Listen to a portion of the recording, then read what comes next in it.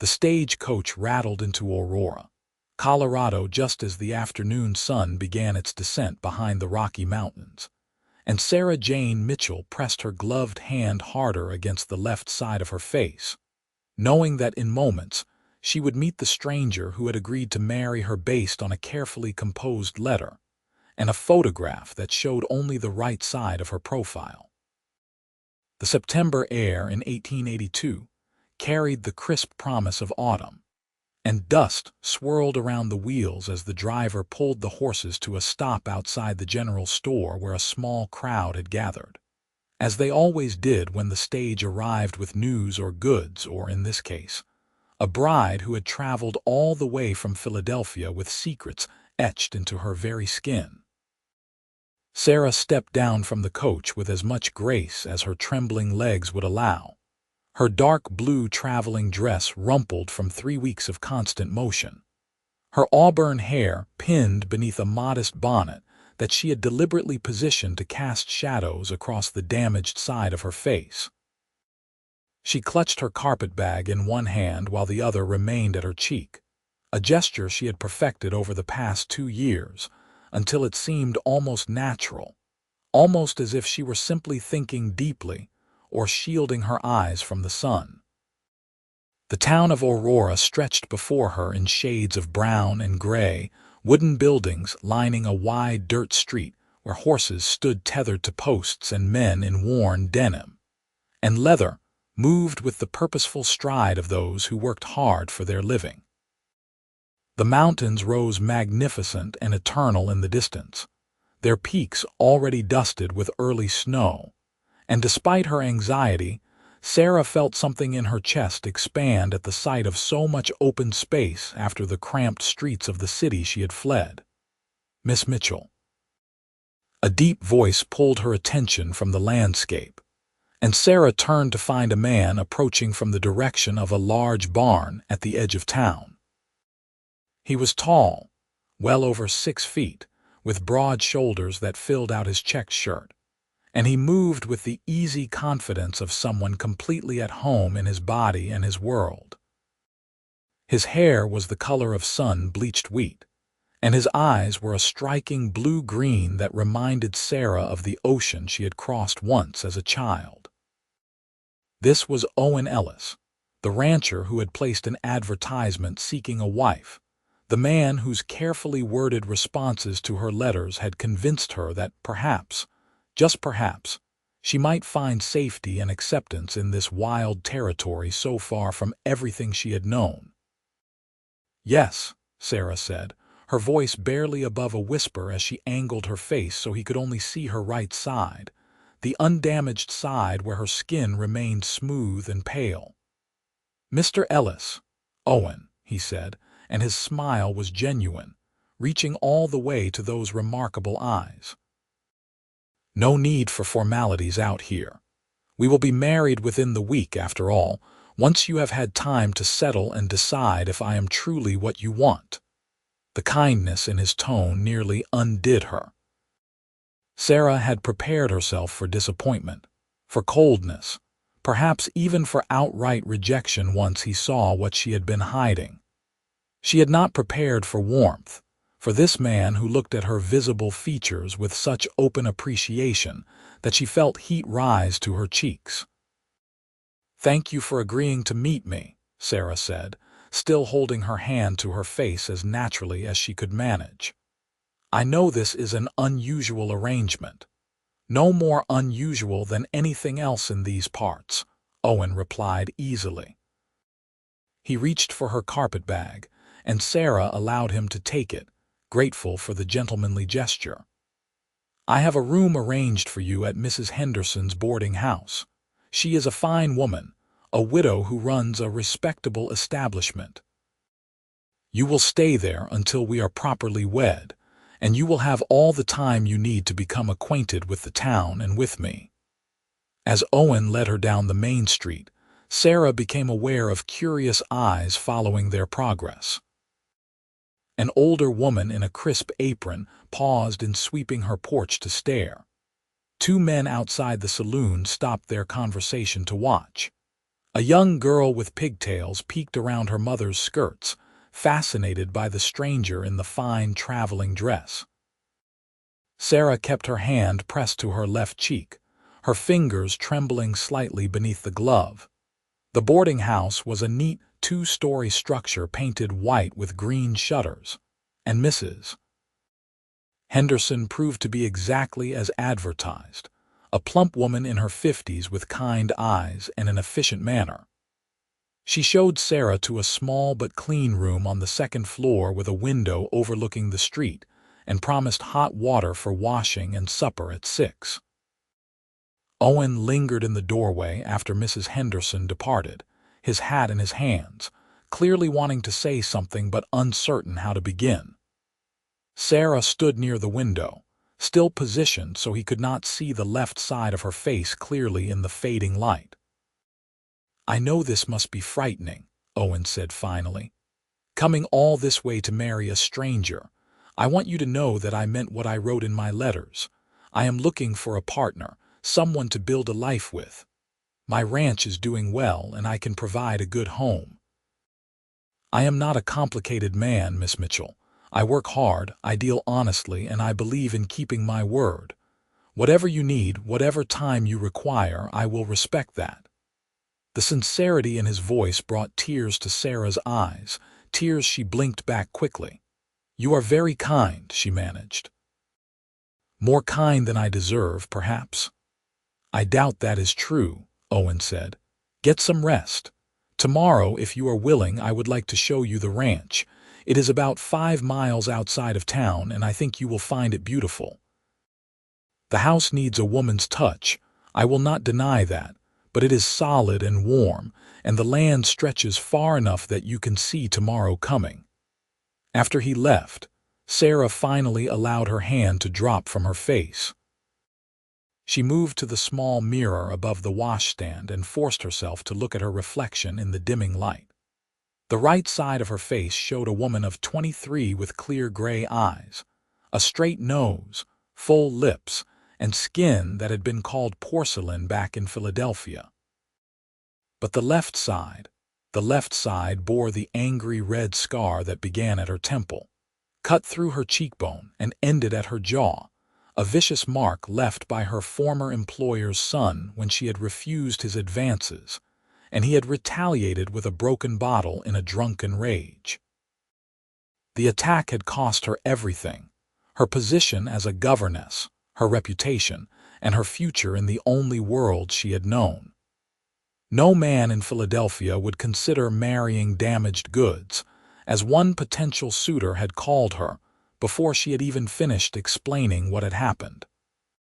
The scar had sentenced her to a life of whispers and pitying looks and closed doors, until she had seen Owen Ellis's advertisement seeking a bride, and had decided that perhaps distance and honesty, or at least partial honesty, might offer her a chance at the life she had always wanted.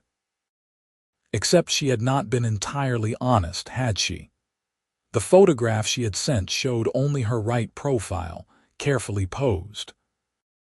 Her letters had spoken of her education, her skills in household management, her love of reading and music, but nowhere had she mentioned the scar that marked her as damaged, as less than whole.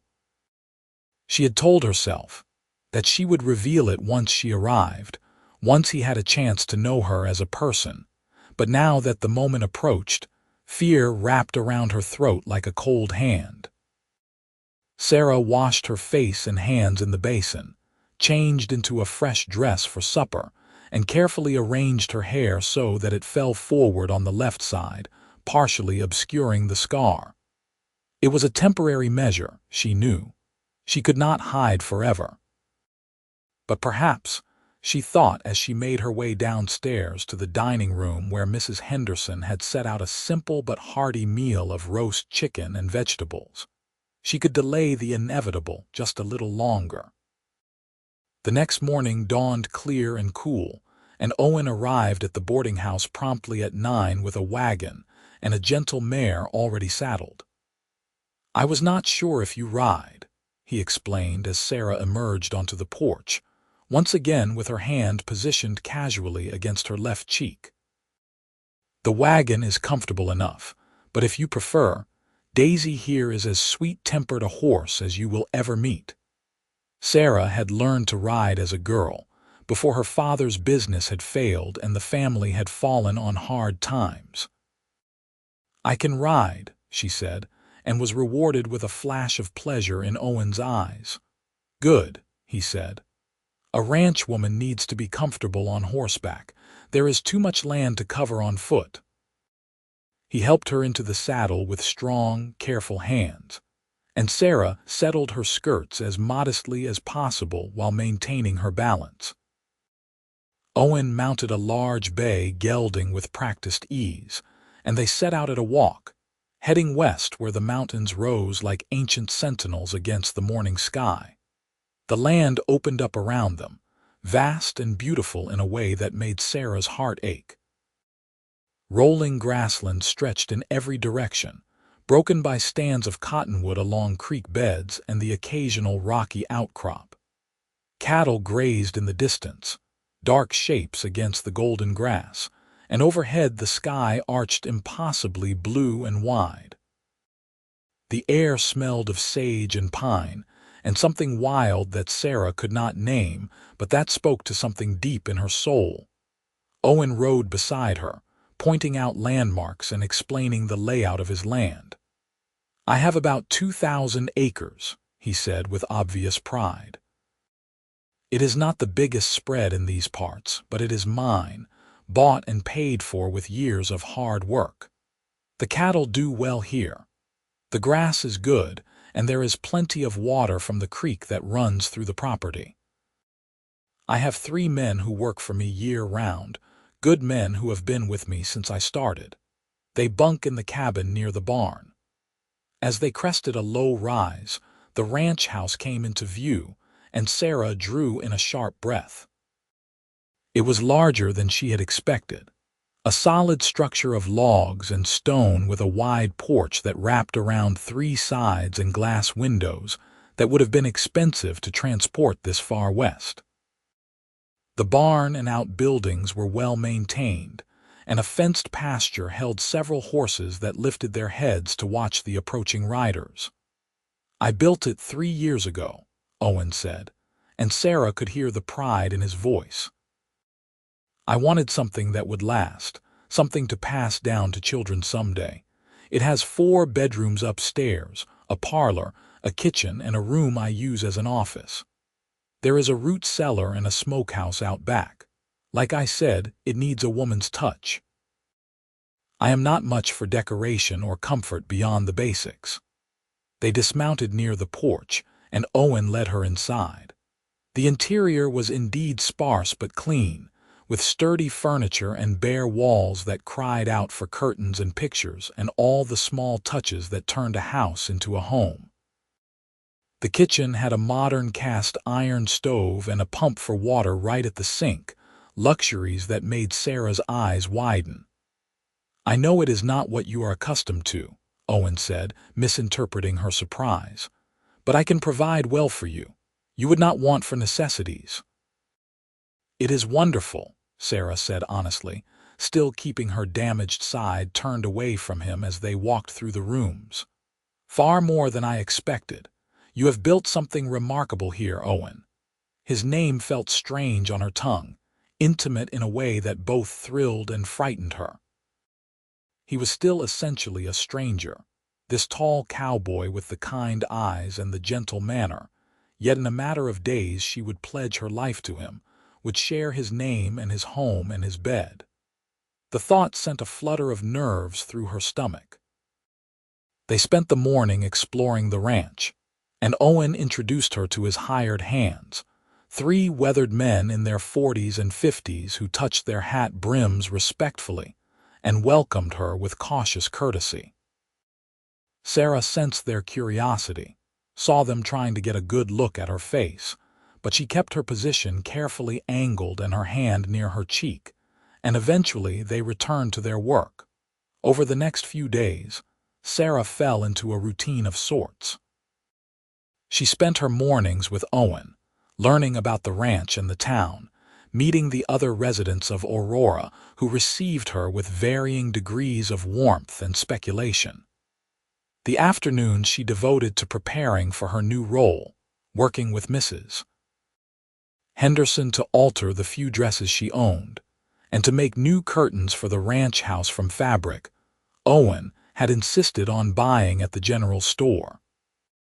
The evenings were spent in the boarding house parlor, often with Owen sitting across from her, reading or simply talking about his plans for the ranch, his hopes for the future. He was, Sarah discovered, exactly the man his letters had suggested, honest and hardworking and possessed of a quiet strength that had nothing to do with physical power and everything to do with character. He spoke of his parents, who had died in a cholera outbreak when he was 19, leaving him alone to make his way in the world. He talked about coming west with nothing but determination and a willingness to work harder than anyone else, about the years of saving and planning that had led to this ranch, this life. He asked about her family, and Sarah told him the truth about her father's failed business, her mother's death from pneumonia, her work as a governess to support herself. She did not tell him about the attack, about the scar, about the real reason she had fled Philadelphia. That truth remained locked behind her carefully positioned hand and her artfully arranged hair, a secret that grew heavier with each passing day. On the 5th evening after her arrival, as they sat in the boarding house parlor with the lamps casting soft golden light, Owen set down the book he had been reading and looked at Sarah with an intensity that made her pulse quicken. "I have been thinking," he said slowly, "that perhaps we should not wait the full week. If you are willing, we could be married the day after tomorrow. The circuit preacher will be in town, and it seems foolish to delay when we are both certain of what we want." Sarah's hand flew to her cheek in genuine distress. "So soon?" "Only if you are ready," Owen said quickly. "I do not mean to rush you, but Sarah, these past days have only confirmed what I felt when I first read your letters. You are everything I hoped for. You are intelligent and kind, and you understand what it means to work hard and to value what you have. I know we have not had much time together, but I believe we can build a good life. I believe we can be happy." The sincerity in his voice, the hope in his eyes, it was too much. Sarah felt the weight of her deception like a stone in her chest. "Owen, I need to tell you something. I should have told you before, but I was afraid. I am still afraid, but it is not right to keep this from you any longer." She watched concern flicker across his features. "Whatever it is, you can tell me." Sarah stood, her hands trembling, and walked to the window where the last light of day painted the mountains in shades of purple and gold. She could feel Owen's eyes on her back, patient and waiting. Taking a deep breath, she reached up and pulled the pins from her hair, letting it fall loose around her shoulders. Then, with movements that felt like surrender, she brushed the auburn waves back from the left side of her face and turned to face him fully, exposing the scar in all its angry, twisted glory. "This is what I have been hiding," she said, her voice breaking. 2 years ago, I refused the advances of my employer's son. He was drunk and violent, and when I fought him off, he attacked me with a broken bottle. This was the result. I lost my position, my reputation, everything. No one in Philadelphia would have me after that. I was damaged goods, unmarriageable. So when I saw your advertisement, I thought perhaps distance might give me a chance, but I should have told you. I should have been honest from the beginning. If you want to withdraw your offer, I will understand. I can work to earn my passage back east. I will not hold you to a promise made under false pretenses." The silence that followed felt like an eternity. Sarah kept her eyes fixed on Owen's face, watching for the revulsion, the disappointment, the pity that she had seen so many times before. But what she saw instead made her breath catch in her throat. Owen rose from his chair and crossed the room with slow, deliberate steps. When he stood before her, he raised one hand, and Sarah flinched instinctively, a reaction born of that terrible night 2 years ago. But Owen's hand moved with infinite gentleness, his calloused fingers barely grazing her damaged cheek, tracing the line of the scar from temple to jaw with a touch so tender it brought tears to her eyes. "You are lovely," he said, his voice rough with emotion. "You are so lovely, Sarah. Not despite this, not even because of your courage in surviving it, but simply because you are you. Do you truly think a scar could change how I see you? Do you think it matters one bit compared to your kindness, your intelligence, your strength?" The tears spilled over then, hot tracks down both cheeks, and Sarah could not speak past the lump in her throat. Owen pulled her gently into his arms, and she went, burying her face against his chest as 2 years of fear and shame and loneliness poured out in great, shuddering sobs. "That man who hurt you," Owen said, his voice low and fierce as he held her, "he was a coward and a fool. What he did to you was evil, but it did not diminish you. It did not make you less. You are beautiful, Sarah. You have always been beautiful, and you always will be." They stood like that for a long time, wrapped in each other's arms while the room darkened around them and the first stars appeared in the window. When Sarah finally pulled back, Owen kept his hands on her shoulders, his eyes searching hers. "Will you still marry me?" he asked. "The day after tomorrow, when the preacher comes. Will you take a chance on this life, on this cowboy who thinks you hung the moon and stars?" "Yes," Sarah whispered, and then louder with more certainty. "Yes, yes, I will marry you, Owen Ellis. I will marry you and spend the rest of my life trying to deserve the gift you have just given me." "The gift is mine," Owen said, and he leaned down to press a kiss to her forehead, chaste and sweet and full of promise. "You came all this way, braved so much, trusted me with your truth. The gift is all mine." The wedding took place 2 days later in the small church at the edge of town, with Mrs. Henderson and the 3 ranch hands as witnesses, and half the town crowding into the pews out of curiosity, and the desire for any excuse for celebration in the hardscrabble life of a frontier community. Sarah wore a simple dress of cream-colored wool that Mrs. Henderson had helped her finish the night before, and she wore her hair pulled back on both sides, the scar visible for anyone who cared to look. Let them look, she had decided. Let them see and judge and whisper. She was marrying a man who saw her, truly saw her, and found her lovely. That was all that mattered. Owen stood at the front of the church in his best suit, his hair neatly combed, his eyes never leaving Sarah's face as she walked down the aisle. When the preacher asked if he would take this woman, Owen's "I do" rang out strong and clear, a vow that seemed to echo in the rafters. And when Sarah spoke her own vows, her voice was steady, no longer the whisper of a woman trying to hide but the clear tone of someone stepping into her future with open eyes and an open heart.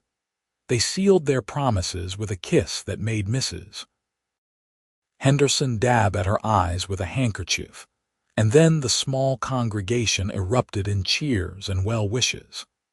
There was a celebration afterward at the town hall, with food brought by various families and music provided by old Pete Wilson on his fiddle. Sarah danced with her new husband, his arms strong around her as he whirled her across the floor with surprising grace for such a large man, and she laughed with pure joy, her face tilted up to his with nothing to hide. As the sun set and the party began to wind down, Owen led Sarah to the wagon where their belongings had already been loaded. The ranch waited, their home, the place where they would build their life together. Sarah climbed onto the bench seat, and Owen settled beside her, taking up the reins but not immediately urging the horses forward. "Are you ready?" he asked, and Sarah knew he was asking about more than just the ride to the ranch. "I am ready," she said, and she meant it with every fiber of her being. The journey to the ranch passed in comfortable silence, the wagon creaking along the rutted road while stars blazed overhead in their thousands, so much brighter than they had ever been in the city. When they pulled up to the house, Sarah saw that lanterns had been lit on the porch, welcoming them home, and smoke rose from the chimney where someone, probably one of the hired hands, had started a fire to ward off the evening chill. Owen helped her down from the wagon and then, to her surprise, swept her up into his arms. "Tradition," he said with a grin, carrying her across the threshold and into the parlor where the fire crackled warmly. He set her down gently, his hands lingering at her waist, and Sarah looked around at the home that was now hers, seeing it with new eyes. The curtains she had made hung at the windows. The furniture gleamed with fresh polish. And on the mantel above the fireplace, Owen had placed a small framed photograph, the one she had sent with her first letter, showing her right profile. "I was thinking," Owen said, following her gaze, "that we should have a new photograph made, one that shows both of us and all of you." "Would you like that?" "I would like that very much," Sarah said, turning back to face him. "I would like that more than I can say." The first weeks of married life passed in a blur of discovery and adjustment. Sarah threw herself into making the ranch house into a true home, sewing more curtains, braiding rugs for the floors, planting a small herb garden near the kitchen door even though it was late in the season, and she would have to wait until spring to see real results. She learned to cook on the big cast iron stove, sometimes succeeding and sometimes producing meals that Owen ate with determination and minimal commentary, his eyes twinkling with suppressed amusement. The physical intimacy of marriage had frightened Sarah initially, not because of Owen, but because of the memories of violence that still sometimes haunted her dreams.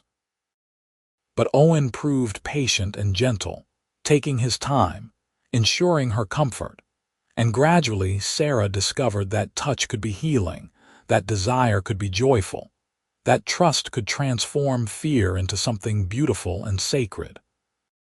During the day, she often accompanied Owen on his rounds of the ranch, learning to recognize individual cattle, to read the signs of weather in the sky, to understand the rhythms of this life so different from anything she had known. The hired hands, initially skeptical of the city woman who had come to be their boss's wife, gradually warmed to her as they saw her willingness to work and to learn. She mended their clothes, doctored their minor injuries with the medical knowledge she had picked up as a governess, and listened to their stories around the bunkhouse fire on cold evenings when Owen invited them up to the main house for supper. Autumn deepened into early winter, and with the changing season came challenges that tested Sarah's resolve and Owen's faith in their partnership. A early blizzard swept down from the mountains in late October, dumping 3 feet of snow in less than 24 hours and cutting them off from town for nearly a week. They lost 2 cattle to the cold, and one of the hired hands, a man named Jack who had celebrated his 60th birthday just days before, took ill with pneumonia. Sarah nursed him through it, sitting up nights in the bunkhouse to keep the fire going and to force broth and water down his throat when he was too weak to swallow properly. Owen worked himself to exhaustion digging out paths to the barn and the well, breaking ice in the water troughs, ensuring the surviving cattle had access to the hay stored in the barn. When the storm finally passed and Jack's fever broke, Owen found Sarah asleep in a chair beside the old cowboy's bed, her hand still holding his, and something in his chest expanded with a love so fierce it almost hurt. She was magnificent, this scarred bride who had come to him in fear and who had blossomed into strength. She was everything he had not known to hope for, and he thanked God and fate, and whatever cosmic forces had brought her to Aurora to him. When Jack was well enough to return to light duties, he sought Sarah out in the kitchen where she was kneading dough for bread. "Madam," he said, his weathered face earnest, "I want you to know that I would have died without your care. You saved my life, and I will not forget it. You are a true ranch woman now, and I am proud to work for you and Owen both." The words meant more to Sarah than she could express. She had feared that she would always be an outsider here, a city woman playing at frontier life. But Jack's simple statement of acceptance, echoed in the respectful nods of the other hands, told her that she had found her place, that she belonged.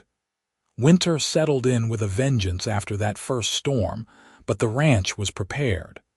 The root cellar was stocked with vegetables and preserves. The smokehouse held plenty of meat. The woodshed was full, and the animals were as comfortable as Owen's planning and Sarah's care could make them. On long evenings when the wind howled outside and snow piled against the windows, Sarah and Owen sat by the fire, reading aloud to each other from the precious books Sarah had brought from Philadelphia, or simply talking about their days, their dreams, their plans for the future. It was on one such evening in early December that Sarah realized her monthly courses were late. She said nothing at first, not wanting to raise hopes that might prove unfounded, but as days turned into weeks and other signs appeared, she became increasingly certain. She was carrying Owen's child, a new life begun in love and growing beneath her heart. She chose to tell him on Christmas Eve. They had ridden into Aurora earlier in the day to attend the special service at the church and to deliver gifts to the families in town. Owen had a generous heart, and he had filled a wagon with food and blankets to distribute to those less fortunate, a gesture that had made Sarah love him even more. Now they sat in their parlor, a small pine tree that Owen had cut from the forest decorated with strings of popcorn and paper ornaments, and Sarah held a small package wrapped in brown paper tied with string. "I have something for you," she said, her heart pounding with nervousness and excitement. Owen looked up from the leather gloves he had been admiring, her gift to him. "You have already given me everything," he said, but he took the package and carefully unwrapped it. Inside was a small baby gown that Sarah had secretly been sewing for weeks, tiny and perfect with delicate embroidery along the collar. Owen stared at it for a long moment, and when he lifted his eyes to Sarah's, they were bright with unshed tears. "Are you telling me what I think you are telling me?" he asked, his voice rough.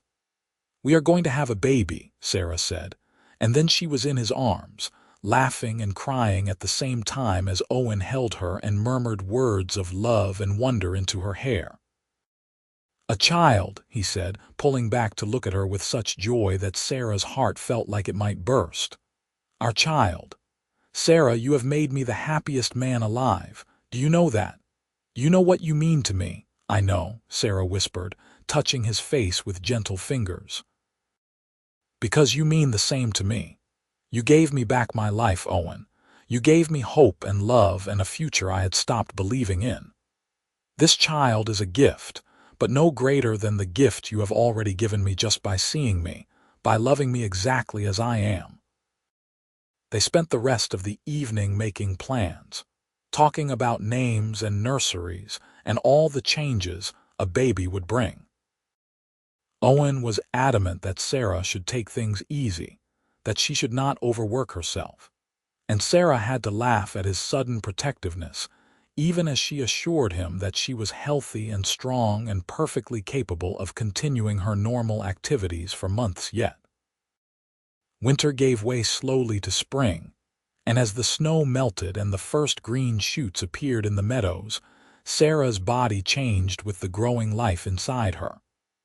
Owen treated her like spun glass, constantly worried that she might overtax herself, but Sarah felt stronger than she ever had. The ranch work continued, calving season keeping everyone busy, and Sarah found herself out in the barns at all hours, helping with difficult births, tending to newborn calves, working alongside Owen and the hired hands in the beautiful, exhausting cycle of new life. In late March, a traveling photographer passed through Aurora, and Owen insisted on having the portrait made that he had mentioned on their wedding night.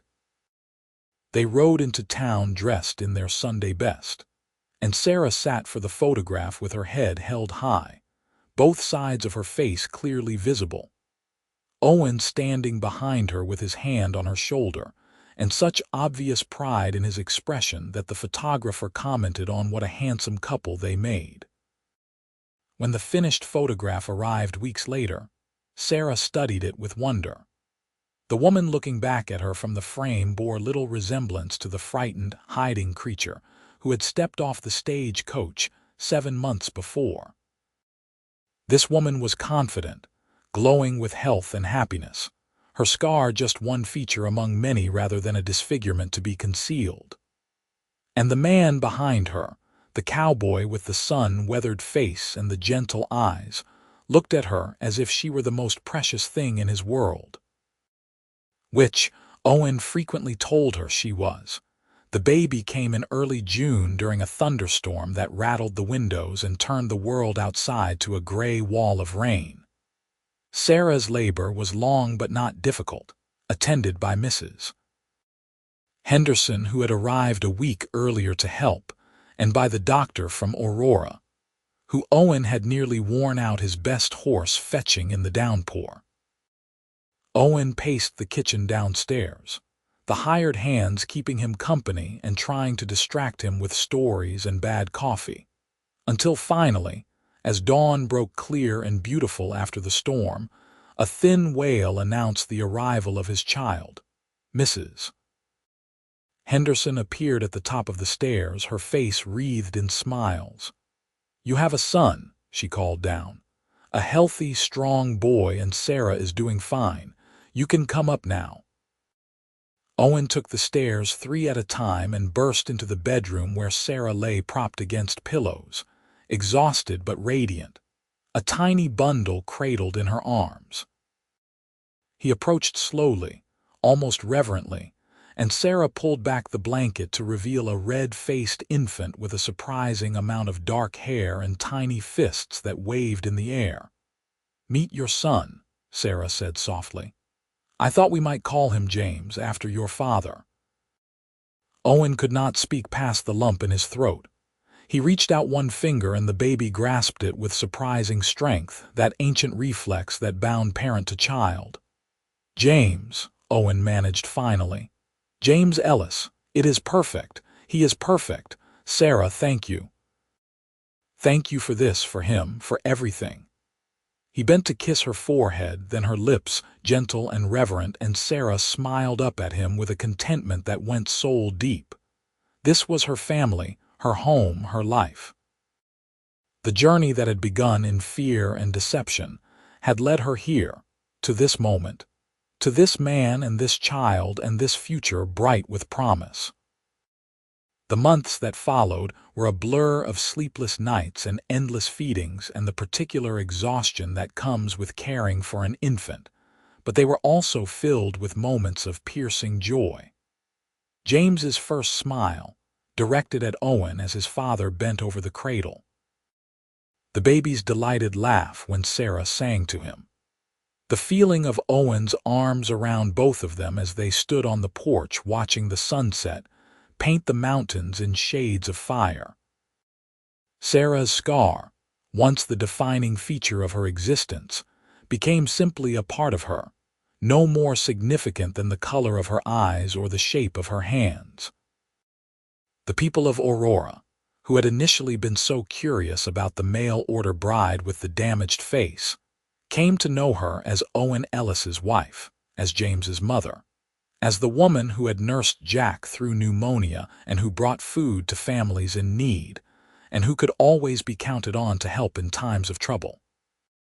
When James was 6 months old, Owen surprised Sarah with a piano shipped all the way from Denver, an extravagant gift that must have cost a significant portion of their savings.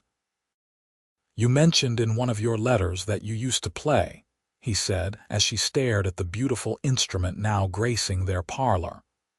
"I thought you might like to again, and when James is older, you can teach him." Sarah's fingers trembled as she sat down at the keys and played the first piece she had learned as a girl. A simple melody that filled the house with music and brought tears to her eyes. Owen stood behind her, his hands on her shoulders, and she leaned back against his solid strength, feeling blessed beyond measure. Life on the ranch continued its patterns, the seasons turning in their eternal dance. James grew from an infant to a toddler, then to a small boy with his father's blue-green eyes and his mother's quick intelligence. Sarah taught him his letters and numbers, read to him from the growing library that Owen added to whenever he could, and watched with pride as he followed his father around the ranch, a miniature cowboy in child-sized boots that Owen had special made in town. When James was 3, Sarah felt the familiar signs again and knew that their family would be expanding. This pregnancy was easier than the first, perhaps because she knew what to expect, and in the spring of 1886, she delivered a healthy daughter whom they named Rose for the wild roses that bloomed along the creek each summer. Rose proved to have her mother's auburn hair and a temperament that was equal parts sweet and stubborn. She adored her older brother, following him everywhere on uncertain toddler legs, and James, for his part, became fiercely protective of his little sister. Owen built them a swing in the big cottonwood near the house, and Sarah would sit on the porch in the evenings, sewing or shelling peas, watching her children play while Owen worked with the horses in the nearby corral. These were the golden years, Sarah would think later. The years when the children were young and the ranch prospered, and she and Owen grew ever deeper into their love for each other. They had their challenges, of course. There were droughts that tested their resourcefulness and hard winters that pushed them to their limits. They lost friends and neighbors to accidents and illness. They weathered the small disagreements and frustrations that arise in any marriage, but through it all, they had each other. Owen never forgot to tell Sarah she was beautiful, never failed to trace the line of her scar with gentle fingers, and to thank her for the courage it had taken to reveal herself to him. And Sarah never stopped being grateful for the cowboy who had looked past surface appearances to see the woman beneath, who had given her safety and love and a home where she could finally be herself without fear or shame. As the years passed, the ranch grew. Owen bought additional land, increasing the herd, building new barns and outbuildings. The 3 original hired hands aged and eventually retired, replaced by younger men who brought their own families to settle on ranch land in small cabins Owen built for them.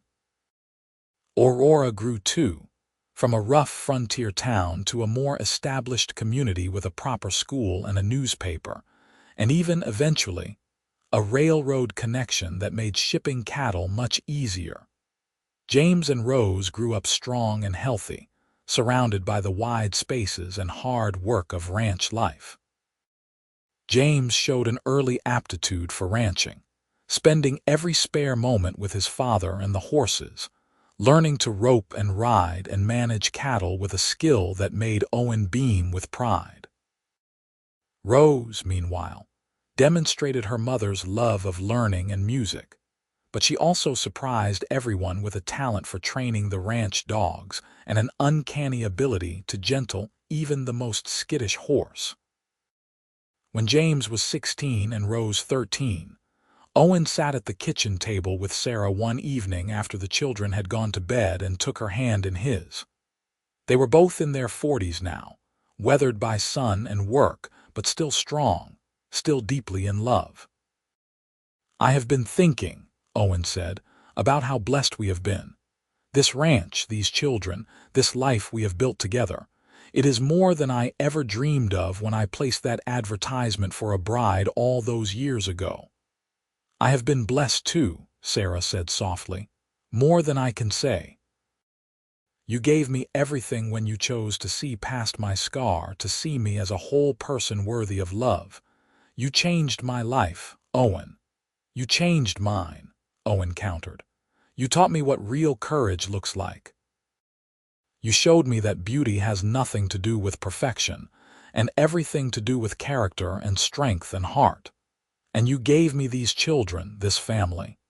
I wake up grateful every single day." They sat in comfortable silence for a moment, hands linked across the table, before Owen continued. "I want to make sure the ranch is secure for them, for James and Rose. I have been talking to a lawyer in Denver about drawing up proper papers, ensuring that if anything happens to me, you and the children will be taken care of.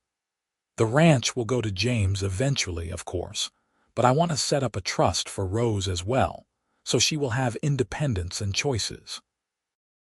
"Nothing is going to happen to you," Sarah said firmly, but she knew he was right to plan.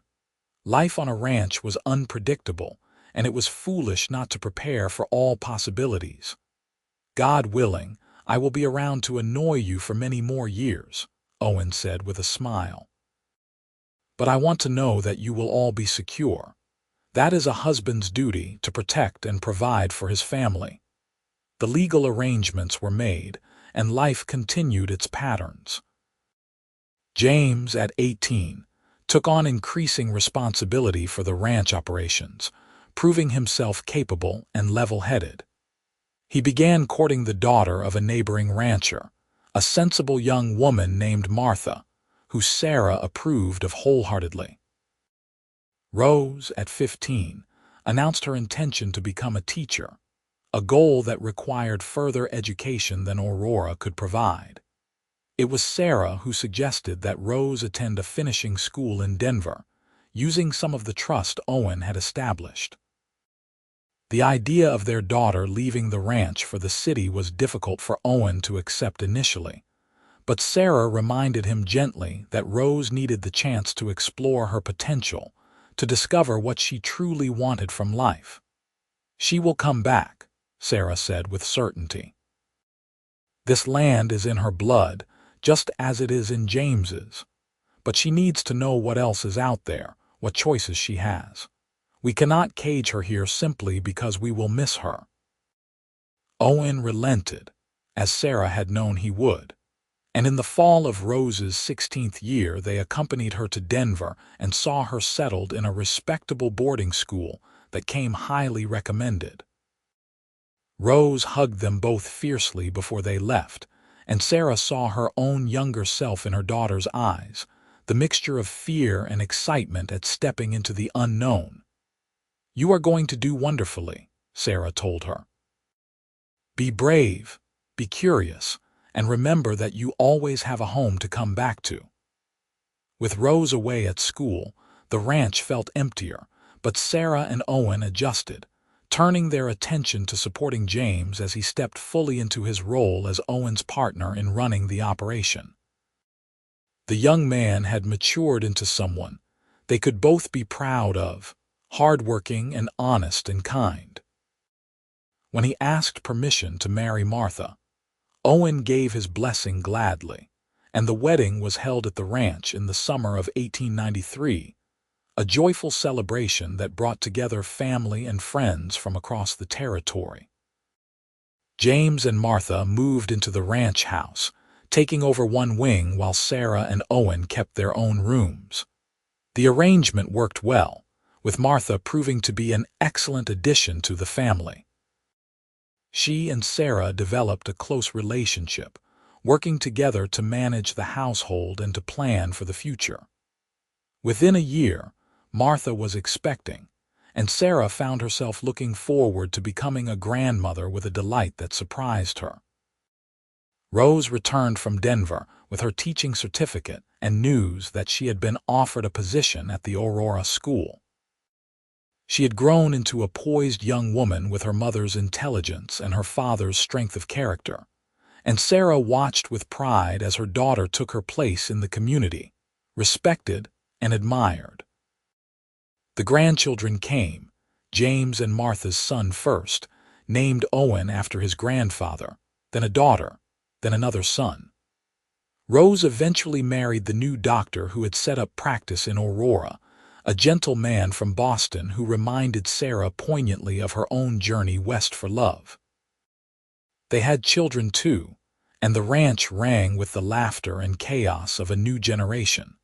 Sarah and Owen moved into a smaller house on the property, a comfortable cottage that Owen built near the creek where the wild roses bloomed.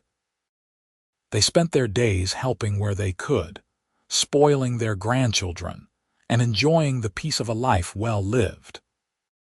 Sarah's hair turned silver, and Owen's face grew more lined, but when he looked at her, his eyes still held the same wonder and love they had shown on the day she stepped off the stagecoach in Aurora. "You are still the most beautiful woman I have ever seen," he told her on their 30th wedding anniversary, his calloused hand tracing the faded scar that had once defined her. "And you are still the kindest man," Sarah replied, cupping his weathered face in her hands. "You saved me, Owen. You gave me a life I could never have imagined." "We saved each other," Owen said. "That is what love does, I think. It sees past what does not matter to what does. It recognizes worth when the world is blind. I saw you, Sarah Jane Mitchell, from the very first moment. I saw your courage in coming west, your honesty in your letters, your strength in facing the unknown. The scar never mattered. It was just part of the woman I loved." They sat on the porch of their cottage, watching the sun set over the mountains that had witnessed their entire life together, and Sarah felt a profound sense of gratitude wash over her. She thought of the frightened woman who had hidden her face, who had believed herself unworthy of love, and she wanted to reach back through the years to tell that younger self that everything would be all right, that the journey would be hard but worth it, that on the other side of fear lay joy beyond measure. The years continued to pass, gentler now in the autumn of their lives. Sarah's health remained good, though she moved more slowly than she once had. Owen's joints ached on cold mornings, but he still rode out with James most days, unwilling to fully relinquish his connection to the land he had built his life upon.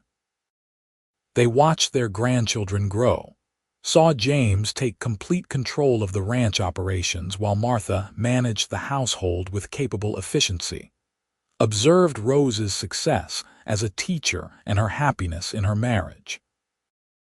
On a warm summer evening in 1905, Sarah and Owen sat in their customary spots on the cottage porch, the creek burbling nearby and the scent of roses heavy on the air. They were both in their 60s now, their children grown with families of their own, the ranch they had built together thriving under James's stewardship. Sarah had been reading aloud from a book of poetry, but now she set it aside and reached for Owen's hand. "You ever regret it?" she asked softly. "Sending for a mail-order bride instead of courting someone local, taking a chance on a stranger who might have been anyone?" Owen turned to her with the slow, gentle smile that still made her heart flutter after all these years. "Not for a single second," he said. "You were never a stranger, Sarah. From the moment I read your first letter I knew. I cannot explain it, but I knew you were meant to be mine, just as I was meant to be yours. That advertisement, your response, your journey west, it was all leading to this, to us. To the life we have built, and the family we have raised, and the love we have shared. How could I regret the best decision I ever made?" "I was so afraid," Sarah confessed, though they had talked of this many times over the years. "So certain that once you saw the scar, you would send me away. I had convinced myself that I was unlovable, damaged beyond repair. You were never damaged, Owen said firmly. You were wounded, yes. You had survived something terrible, but damage implies something broken that cannot be fixed, and you were never that. You were strong and whole and beautiful, and all I did was see the truth. The scar was just a scar, Sarah. It was never you. They sat in companionable silence as the light faded and the first stars appeared. Sarah thought about the journey that had brought her here, from the narrow streets of Philadelphia to the wide horizons of Colorado, from fear and shame to love and acceptance. She thought about the moment Owen had touched her face and called her lovely, the moment when everything changed, when she had been given permission to stop hiding, to step into the fullness of herself. "I love you," she said, the words as true now as they had been on their wedding day. "I will love you until my last breath and beyond." "And I love you," Owen replied, lifting her hand to his lips. "My brave, beautiful bride, my partner, my heart. Thank you for taking a chance on a cowboy with a dream and a lonely ranch. Thank you for building this life with me." As darkness settled over the land, and the sounds of the ranch quieted for the night, they remained there, hands linked. Two people who had found each other across distance and doubt and who had created something lasting and true. The ranch would continue after them, passed down to children and grandchildren who carried their legacy forward. The town of Aurora would remember Sarah Ellis, not as the mail-order bride with a scar, but as a woman of strength and compassion who had helped build the community. And Owen would be remembered as a man of honor, who had seen past surface appearances to the beauty beneath. But in that moment, sitting on the porch of their cottage with the creek singing nearby and the mountains standing eternal against the stars, they were simply Owen and Sarah, two souls who had recognized each other in the chaos of life and who had chosen, every day for more than 30 years, to love each other completely. Years later, when Sarah was 70 and Owen 72, they celebrated their golden wedding anniversary surrounded by children, grandchildren, and even a few great-grandchildren, the ranch house overflowing with family and love. Someone had located the original photograph Sarah had sent with her first letter, the one showing only her right profile, and James had it displayed next to the portrait of both of them that had been taken early in their marriage. "Look at the difference," Rose said, studying the two images. "In the first one, Mama looks so guarded, so afraid, but in the second, she is radiant." "That is what love does," Martha observed, bouncing her youngest grandchild on her hip. "It lets us be fully ourselves. Your father gave your mother that gift." "And she gave it right back to him," James added, watching his parents dance slowly in the center of the parlor while someone played the piano Sarah had taught all her children to play. "They gave it to each other. That is why their marriage has lasted, why it has been strong enough to build everything we have here." The party continued late into the evening, but eventually the guests departed, and the house quieted. Sarah and Owen walked slowly back to their cottage, arms around each other's waists, moving with the careful synchronization of two people who had walked together for so long they knew each other's rhythms by heart.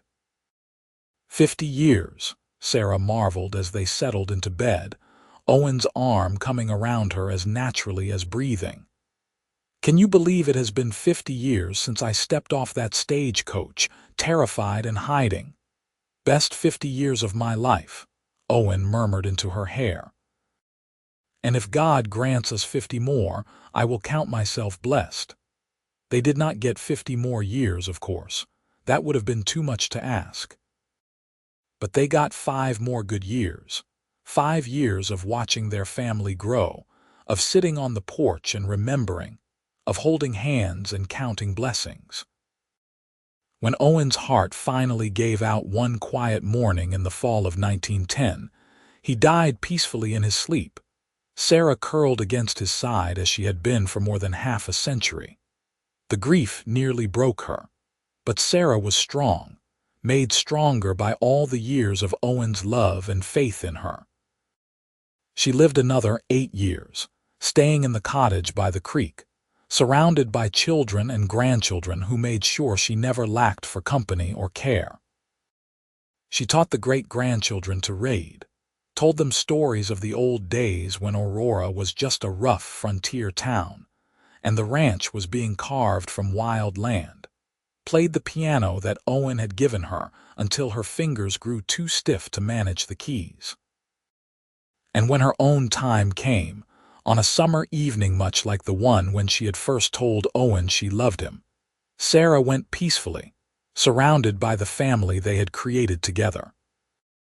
Her last coherent words were about Owen, about how handsome he had looked standing at the front of the church on their wedding day, about how his gentle touch had healed wounds deeper than anyone could see. They buried her next to Owen in the small cemetery at the edge of Aurora, beneath a headstone that bore both their names and the simple inscription. They saw each other truly, and in that seeing, found love that lasted forever. The ranch continued through the generations. Ellis land worked by Ellis hands, the legacy of two people who had taken a chance on each other, carrying forward in the blood and bones of their descendants. And sometimes, on quiet summer evenings when the roses bloomed along the creek, people swore they could see two figures sitting on the porch of the old cottage, holding hands and watching the sunset. A cowboy and his scarred bride still together, even death could not part them, still finding each other lovely after all the years and all the distance and all the love that had carried them home.